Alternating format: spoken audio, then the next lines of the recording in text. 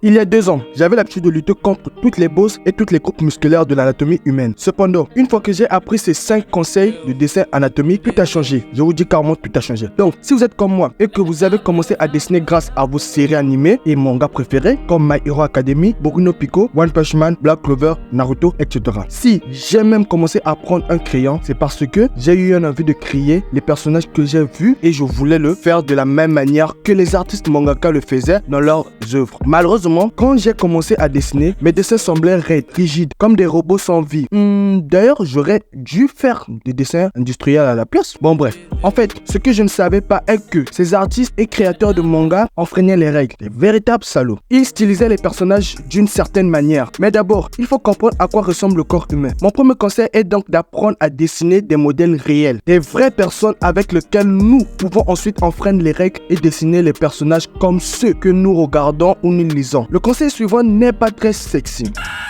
Et si vous êtes comme moi, j'ai écrit dessus parce qu'en toute honnêteté, c'est la chose la moins intéressante que je puisse vous apprendre.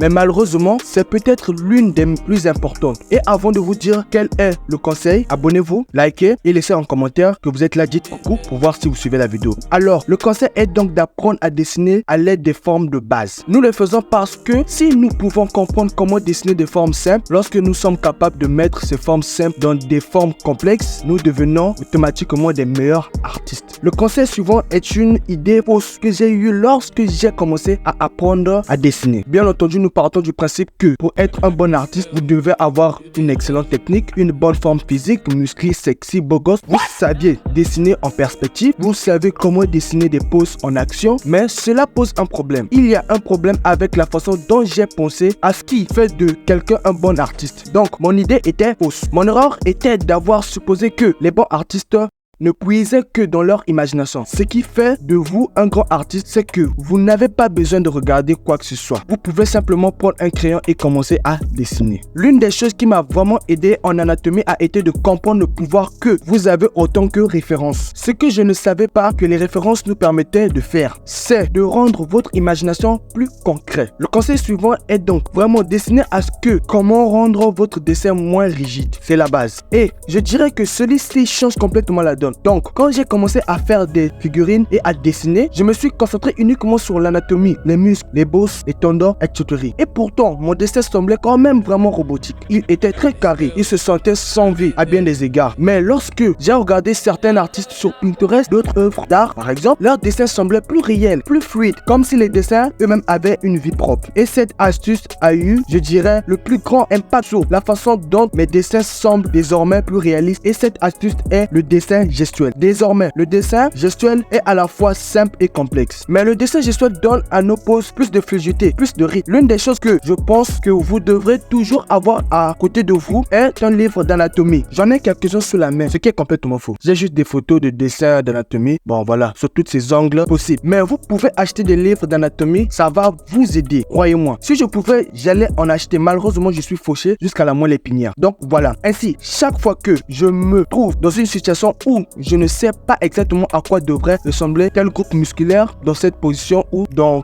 quelle mesure la graisse devrait tomber sur un certain groupe musculaire, je prends mon livre, je voulais dire les photos, bien sûr. Il ne faut surtout pas tricher avec les livres d'anatomie. Prenez-les juste comme exemple. Ils ne sont qu'un outil qui aide à rendre notre imagination plus concrète, plus réelle. Rendez-vous dans la prochaine vidéo. À plus.